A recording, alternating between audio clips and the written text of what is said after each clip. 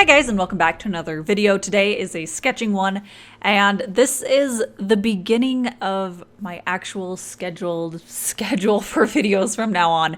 I have pretty much been trying very hard to make sure that I have at least 2 to 3 videos every week, but I didn't have a specific schedule of what days I release and when that happens, and I know that I've talked about it and I've said, oh, I'm gonna do it, and I never really actually did it, and I never stuck myself to that. So basically, this is the beginning. Every Tuesday, I will have a lighter sketch video like this. It's really exciting to be able to have a video that I know is going to be something that I can enjoy, and I don't have to put too much pressure on it being something absolutely finished or anything, and I can just enjoy it, and each video can be something really fun for me. So basically, yes, you can count on a sketching video being released every Tuesday.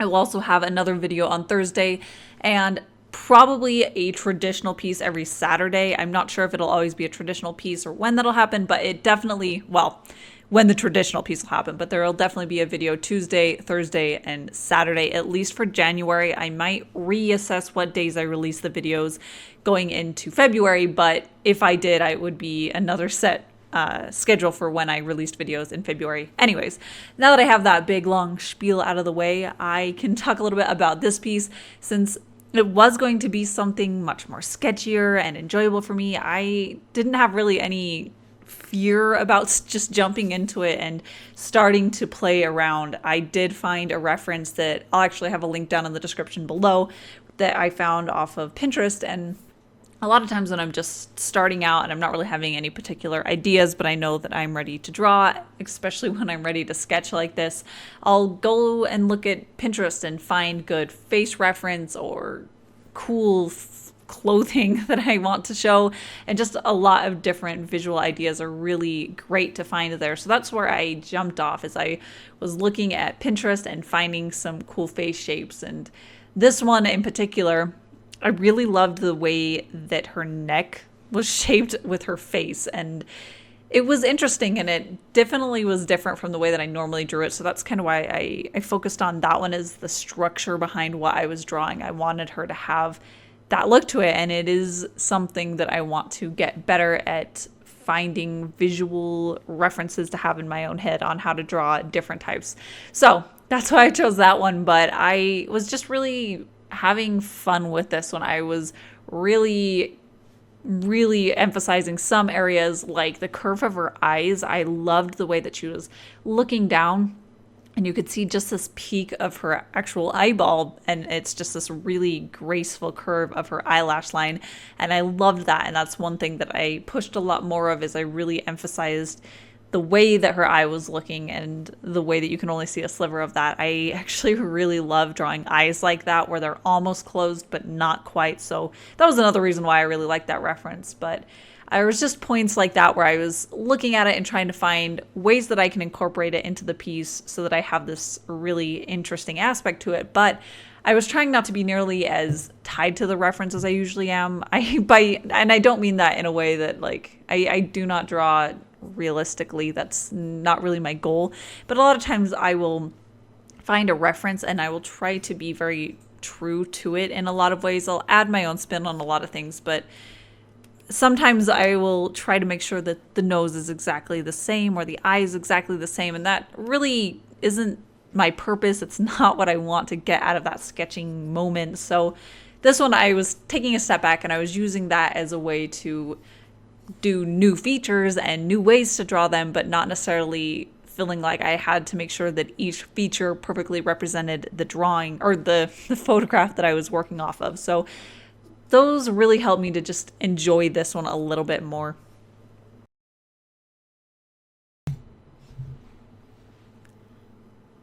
And we can talk a little bit about the tools that I'm using today. I'm using a few new things, and that is definitely something that keeps my art process fresh. Is a lot of times I'll get into a little bit of the same rhythm of using the same tools and the same process, and then I realize that I want to try something new, and when I do, it just freshens it up and it makes it a lot more exciting to work on sketches like this. So today there's actually a couple of new things that I did. And the very first thing that I'll start talking about is actually the paper. It's Fabriano hot press watercolor paper. And I'll do a lot more of a review on this as far as using it for actual watercolor in my next video, where I'm talking about hot press and cold press. But the big difference between hot press watercolor and cold press watercolor is cold press is a lot more textured and hot press is much smoother. In fact, this paper feels very similar to Bristol board, and I used to love drawing on Bristol board and doing line work on it, so I'm really excited about figuring out how to use this paper. I do have some very specific opinions on this one so far. I did do a test with watercolor, and it definitely behaved a lot differently than even the much nicer single sheet of hot press that I bought that was a different brand. But it just means that I am going to be able to get a lot more creative with the way that I use this paper and what types of drawings I do on it. So even though it kind of isn't exactly what I wanted for watercolor, it does mean that I can use it for things like this type of piece. And I'm actually very looking forward to that, looking forward to pushing the way that I'm thinking about this paper. But yeah, it was great for this because it was very smooth, but it was able to absorb a wet type medium very well. I knew that I wanted to do the line work with pencil like this, so smoothness was necessary, but I also knew that I wanted to do a little bit of embellishments with Copic markers. And one thing to be aware of when you're using any type of marker, when you're using very thick paper, is that it will suck up the ink right out of your marker, which definitely costs a lot more, and it can dry your markers out a lot faster, but you can also get very rich colors. You can get very nice flat washes of the color. So I like to use very thick paper when I know that I'm only going to use a little bit of an embellishment of the color from the markers, and that way they look really sharp and pure, and they look really gorgeous with this paper, but it's not sucking out all the ink out of all of my markers. And the other thing that I'm using today is the Verithin colored pencils. I did use this actually for the line work for the last piece that I did, where I did this really dark green line work, and I'm really excited about this because it does allow me to use a lot of different colors for that, and it's going to expand a lot of my color palette options from here on out. So for now, at least, I'm really enjoying it. But I am actually really happy because I looked up these pencils, because as you can see, I mean, from the beginning, I do have a pretty good amount of these Verithin pencils, but my set is definitely a very old set, and I'm missing a lot of the colors, and some of them are broken, and in fact, they're not even made by the same company as they are now, but they are Verithin pencils, and I believe now they're made by Prismacolor. But I looked up a set, and they're actually very affordable. I think that I found one that had like 36 pencils in it for maybe $16, I think. But that's very encouraging for me because it means that it's not like, they're not as expensive as their like normal coloring colored pencils that I was kind of afraid of they would be, because I actually really want to use these for a lot of line work like this and for sketching, and that burns through the pencils. Those get used up really fast, and I am definitely looking forward to probably buying a new set to replace this one, well, to use both of them together for line work and for sketches. And yeah, I'm really happy to know that these are actually pretty affordable, and they're kind of actually very similar to the Color Erase pencils. Color Erase, I think I say those kind of weird, but I do notice that, I mean, as the name implies, these ones don't erase nearly as well as the other pencils, but I found that I kind of have leaned into a way that when I am sketching, I tend to avoid erasing anyways, so these pencils work great for that, and they come in a lot more colors, and they're actually a little bit cheaper, I believe. But yeah, I'm just looking forward to expanding my sketching colors that I can use from here on out of just the blue and the red that I have been using for my color erase.